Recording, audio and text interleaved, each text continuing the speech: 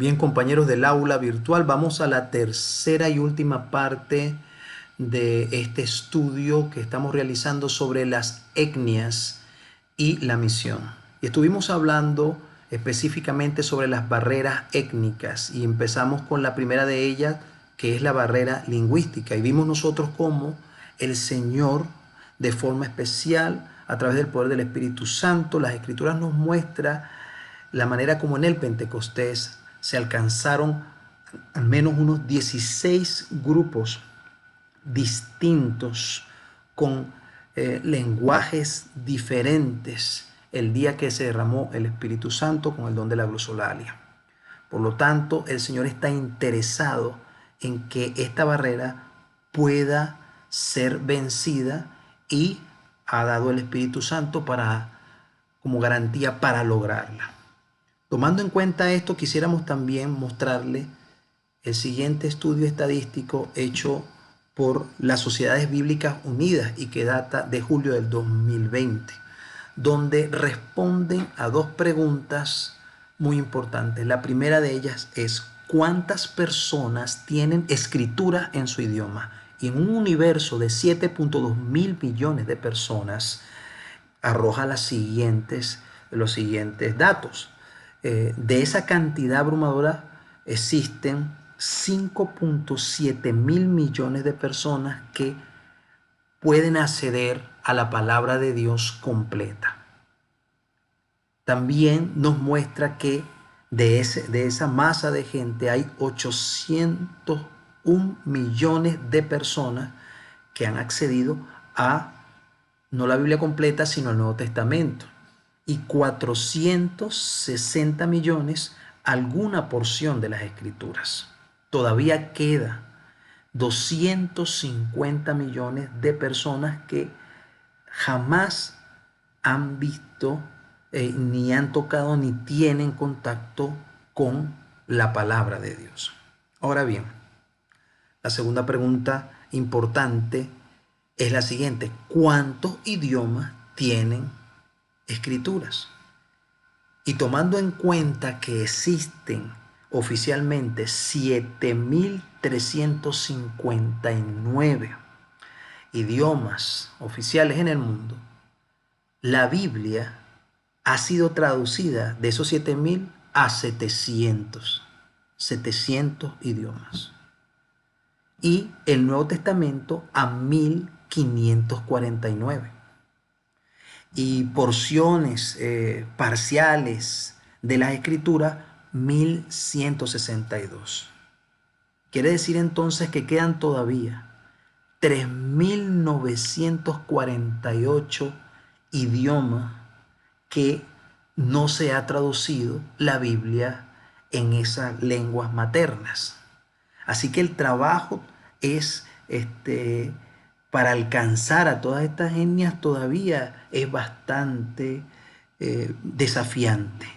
Y sigue en proceso porque esto no se detiene. El Señor tiene misioneros en todas partes, comprendiendo, aprendiendo nuevos dialectos y haciendo trabajos de traducción, aún mientras que hablamos en este instante. Es por eso que es muy importante tomar en cuenta la investigación étnica para poder cada día ser más efectivos y eficientes. Y vamos a hablar a continuación de 5 elementos importantes que debe tener la investigación étnica para las misiones. La primera de ellas es la siguiente: la lista de los grupos en su país.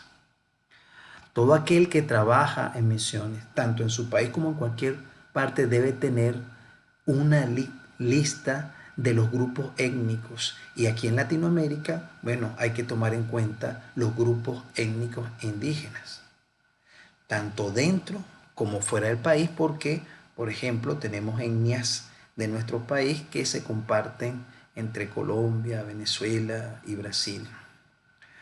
Existen actualmente organizaciones que han hecho investigación en el caso de las diferentes etnias de Latinoamérica, como el grupo GELA, que es un grupo que tiene el propósito de investigar las etnias y su relación con la vegetación y la botánica en toda Latinoamérica. Así que ese grupo tiene listas que eh, eventualmente van actualizando.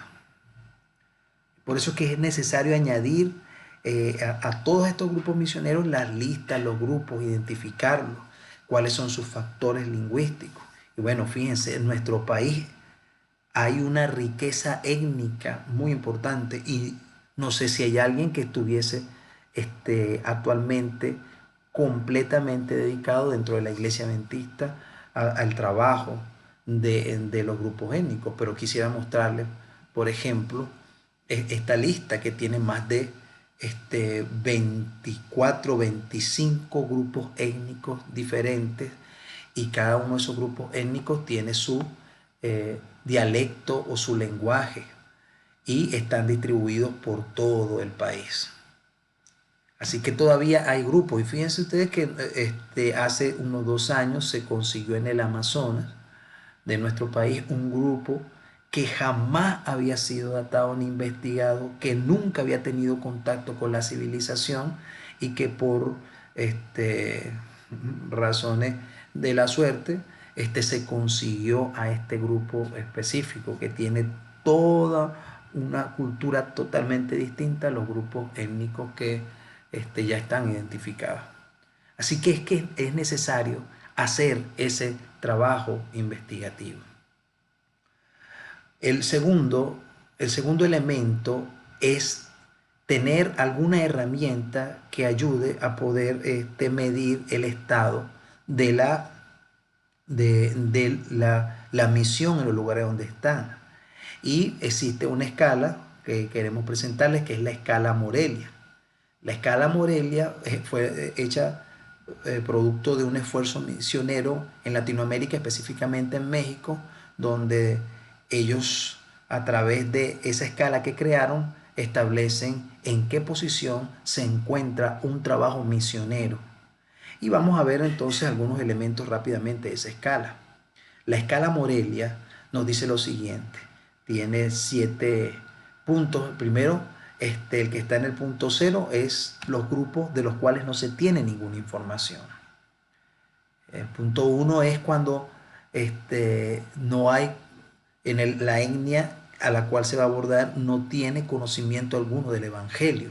No existe ninguna persona que haya escuchado dentro de esa etnia la palabra de Dios. Punto número 2, con conocimiento del Evangelio.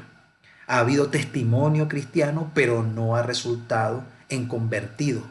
Puede o no haber presencia misionera. Punto número 3, algunos convertidos existen en la etnia. Algunos creyentes no se congregan, pero han aceptado el mensaje del Evangelio. El punto número 4, la iglesia en nacimiento. Existe un pequeño grupo de creyentes que se reúne semanalmente y que ya están identificados. Punto número 5 es cuando la iglesia tiene el estado de madurez inicial. Quiere decir que la iglesia tiene 2 de las 5 cualidades que identifican una iglesia madura. Y ya vamos a ver esas cualidades. Punto número 6, la iglesia con madurez moderada. Esta iglesia tiene 4 de las 5 cualidades que identifican una iglesia misionera madura. Y el punto número 7, iglesias maduras, que estas etnias se consideran completamente alcanzadas, el evangelio está bien arraigado, la iglesia tiene las 5 cualidades que identifican a una iglesia madura, una iglesia misionera que ha alcanzado la madurez. Y veamos entonces esas 5 cualidades para estar claros dentro de esta escala Morelia. La primera cualidad, que la iglesia sea autorreproductora. O sea, la iglesia misma está ya predicando el evangelio, no solamente está recibiendo, sino que en la etnia donde se está trabajando, esa iglesia tiene gente dentro de la misma etnia que pertenecen a la iglesia y que están predicando. 2, es autogobernada. Quiere decir que tiene líderes maduros que pueden dirigir la iglesia misionera.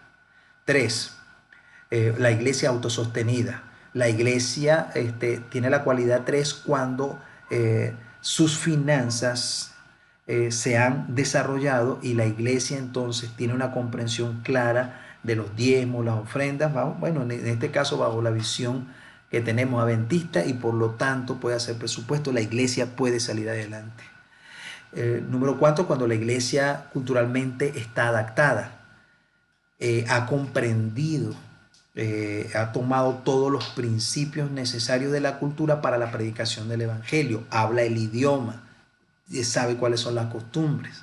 Es una iglesia que en la comunidad ha sido aceptada porque se identifica con la etnia a la cual está predicando. Y 5, una iglesia que cuenta con todo el Nuevo Testamento y porciones del Antiguo Testamento. Fíjense ustedes que esta escala es una escala tomando en cuenta la obra de misión en etnias y lugares donde no existía la palabra de Dios. Entonces, estas 5 cualidades son las que se toman para identificar en qué posición se encuentra el trabajo étnico en algún lugar. Tomar en cuenta esto, usted puede también adaptarlo y comprenderlo.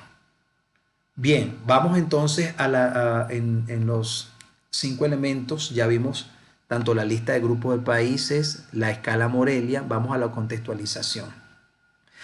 La contextualización es cuando la iglesia que está iniciando el movimiento misionero que se está haciendo ha comprendido el lenguaje. O sea, están predicando en la lengua materna del lugar donde se está llevando a cabo esta misión, sea cual sea el lugar. Tiene una comprensión de la cosmovisión del grupo étnico. Ha hecho una contextualización de las costumbres, las creencias y las tradiciones. Todo esto es importante al momento de hablar de contextualización.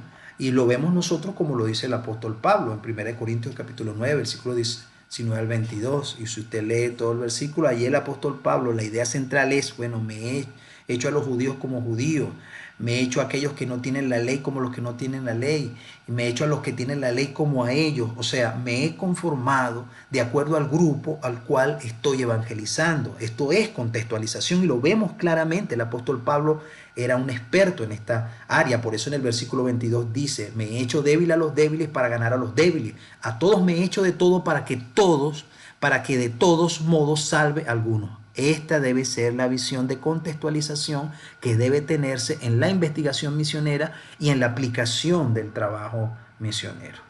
Vamos entonces a la actualización de los datos. Los datos, si no están actualizados, no sirven al misionero. Tiene que tener información práctica que pueda utilizar en su trabajo misionero. Esa información debe ser recopilada, organizada y actualizada. Y debe haber al menos 3 niveles. Esos niveles vienen a través de una red que es la red nacional, la red regional y la red de campo. Cuando hablamos de la red nacional, está formada por los coordinadores nacionales, los investigadores, los que están trabajando en los proyectos. Cuando hablamos de la red regional, estamos hablando de misioneros que están llevando a cabo la tarea y que tienen información pertinente sobre el trabajo misionero que se hace. Y cuando hablamos de campo, bueno, estamos hablando específicamente de aquellos que están en la punta de lanza, que recogen información práctica del entorno directo donde están trabajando. Hay que haber información y eso nos lleva entonces finalmente al intercambio de esa información. Esa información debe ser intercambiada por los diferentes niveles de organización misionera, las diferentes estructuras de comunicación que deben ser fluidas y finalmente deben ser evaluadas. Si esto no sucede, entonces no tenemos una investigación necesaria para el trabajo misionero.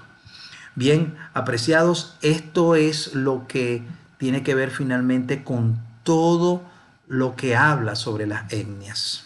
Esperamos que esta información usted pueda recopilarla, pueda asimilarla y le sea útil. Que Dios les bendiga. Nos vemos en la siguiente clase.